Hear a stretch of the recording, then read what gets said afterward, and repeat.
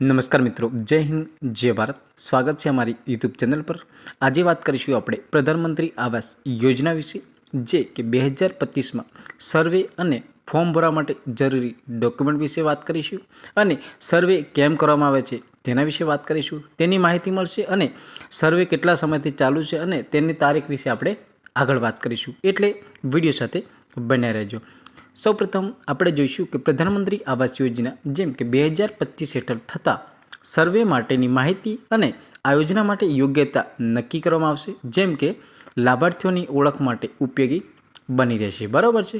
આ સર્વે અમુક ખાસ ધોરણો પર આધારિત હોય છે, જેમ કે જે લોકોની આવાસની જરૂરિયાત સમજવા માટે કરવામાં આવેલી છે. મતલબ કે જે ગામડાઓમાં આવાસ હજુ પણ જરૂર છે એના માટે સર્વે કરવામાં આવેલું છે. ત્યાર પછી આપણે આગળ જોઈએ કે સર્વે કાર્ય માટે, જેમ કે સર્વેના કાર્ય માટે PMAY માટેની પ્રક્રિયા સામાન્ય રીતે અને સ્થાનિક નગરપાલિકા, ગ્રામ પંચાયત અથવા શહેરી વિકાસ મંડળ દ્વારા હાથ ધરવામાં આવેલું છે. આ કાર્ય કેન્દ્ર સરકારના માર્ગદર્શન હેઠળ કરવામાં આવેલું છે. PM આવાસ યોજનાના મુખ્ય ઉદ્દેશ્ય વિશે વાત કરીએ તો મકાન વિહોણા અથવા ખરાબ મકાનમાં રહેનારા પરિવારો માટે આ લાભ મળવાપાત્ર રહેશે.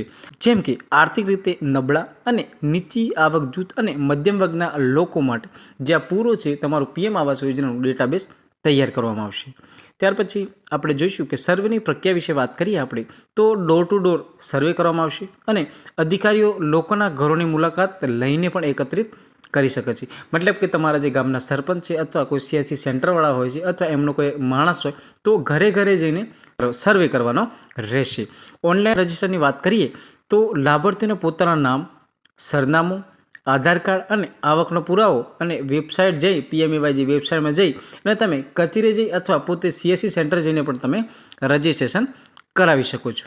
ત્યાર પછી આપણે વાત કરીશું કે PM આવાસ યોજનાનો તમારે લાભ લેવો હોય તો જરૂરી માહિતી એકત્રિત તમારે કરવાની રહેશે, જેમ કે ઘરના માળખાનો પ્રકાર, ઘરમાં રહેતા સભ્યોની સંખ્યા, ઘર માલિકી અને જમીન સંબંધની વિગતો તમારે જોઈશે. ત્યાર પછી પરિવારની આવક, ત્યાર પછી જોબ કાર્ડ ID, ઘરવેરાની તમારે પાવતીની પણ જરૂર પડશે અને અન્ય યોજના હેઠળ કોઈ પણ લાભનો રેકોર્ડ. આ બધું તમારે માહિતી એકત્રિત કરવાની રહેશે. ત્યાર પછી આપણે જોઈશું કે તમારે આ યોજના માટે કયા કયા ડોક્યુમેન્ટની જરૂર પડશે તેના વિશે વાત કરીએ. સૌપ્રથમ તો તમારે આધાર કાર્ડની જરૂર પડશે. ત્યાર પછી રહેઠાણનો પુરાવો, જમીનનું દસ્તાવેજ, આવકનું પ્રમાણપત્ર. ત્યાર પછી આપણે વાત કરીએ કે જાહેર જનારોપની પ્રક્રિયા સર્વેના પરિણામો જાહેર થાય છે અને લાભાર્થીઓની યાદી PMAYની વેબસાઇટ પર મૂકી દેવામાં આવશે. મતલબ કે કોનું કોનું સર્વે થયેલું છે અને કોનું મકાન પાસ થયેલું છે તે સર્વે અથવા તમારા ગામના સરપંચ જોડે આની યાદી આવી જશે. ત્યાર પછી આપણે આગળ વાત કરીએ લાભાર્થીઓનો ચયન અને માપદંડ વિશે. મકાન વિનાના પરિવારો, આર્થિક રીતે નબળા વર્ગના લોકોને મળશે.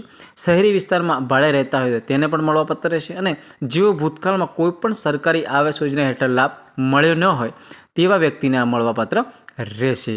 ત્યાર પછી આપણે વાત કરીએ કે જરૂરી નોંધ આપણે જોઈ લઈએ. જો તમે PMAY અંતર્ગત લાભ માટે પાત્રતા હો તો તમારી માહિતી અથવા સ્થાનિક કચેરીનો સંપર્ક કરી અથવા PMAY સત્તાવાર વેબસાઇટ જઈને તમે નોંધણી કરી શકો છો.